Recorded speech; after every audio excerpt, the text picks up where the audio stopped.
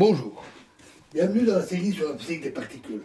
Donc, continuons sur les traitements asymptotiques et voyons maintenant les relations entre les amplitudes de processus. Examinons le processus de diffusion élastique vers l'avant de la particule 1 par la particule 2. Toutes les particules sont sans spin. Donc on a 1 plus 2 donne 1 plus 2 avec une diffusion vers l'avant. Et le processus de diffusion de l'antiparticule par cette même particule 2. Donc 1 bar plus 2 donne 1 bar plus 2.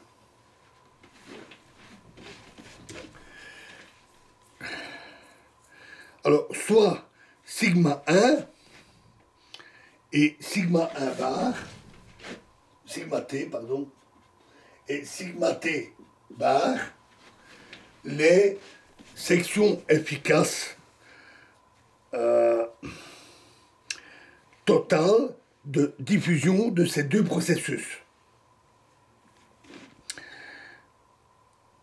Par exemple, dans le cas de la diffusion de méson pi par des protons, on aura le processus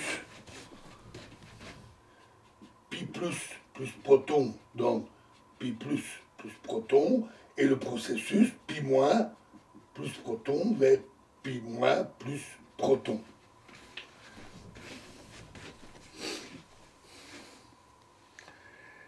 Le premier étant avec sigma t et le deuxième sigma t bar.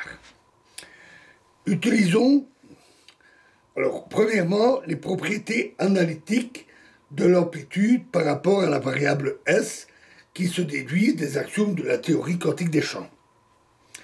Deuxièmement, les propriétés de symétrie de croisement de l'amplitude.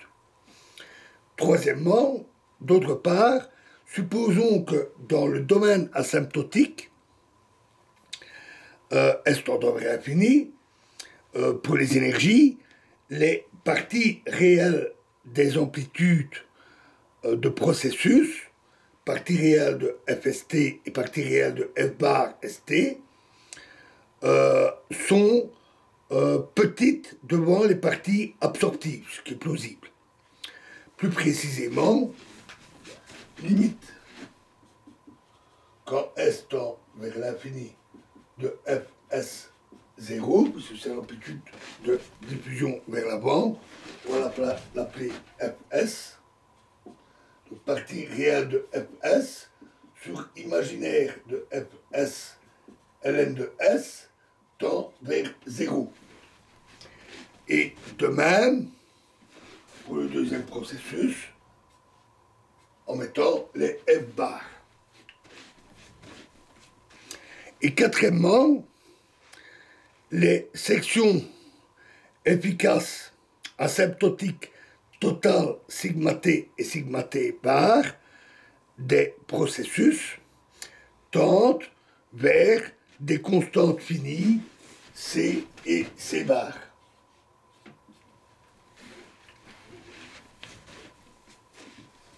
Ce qui est plausible aussi.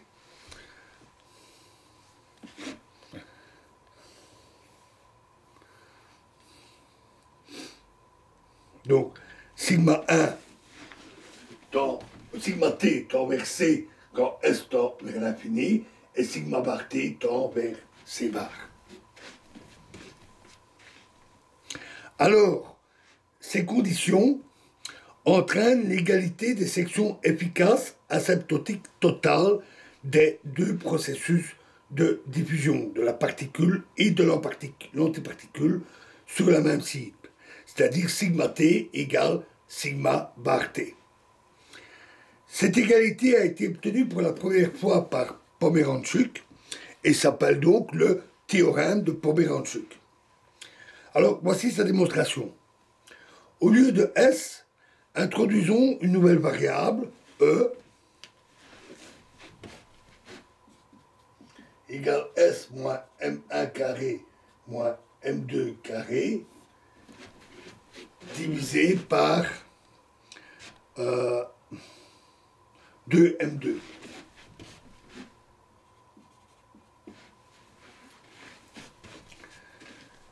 Qui traduit l'énergie de la particule incidente dans le système du laboratoire. Si F de E est l'amplitude de diffusion du premier processus, alors la symétrie de croisement fait que l'amplitude du deuxième processus sera F bar E0 égale F moins E0.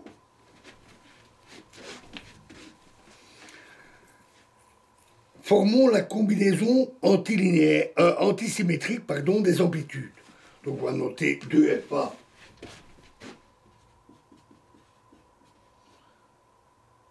E0 est égal à F de E0